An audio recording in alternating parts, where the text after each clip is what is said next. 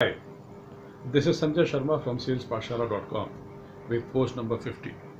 Today we shall be discussing about the second habit of successful salespeople, and that is they always measure their performance. As a rule, what successful salespeople do that they take out time and they measure what they're doing. So the thumb rule is that you have to start before the month end and keep focus on your targets, and on a daily basis measure your performance against the standards that you set for yourself.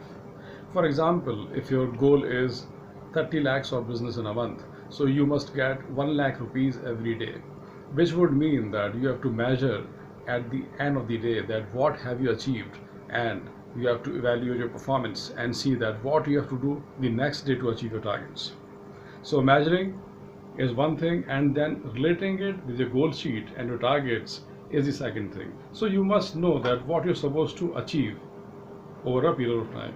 So it's very important that you track your progress, and you have to also do a comparative analysis on a daily basis with what you achieved on a monthly basis, on a quarterly basis, on an annual basis. So you have to set frequency of measurement and ensure that whatever you're doing, you're measuring it every day and filling up your sheets to ensure that you are on track.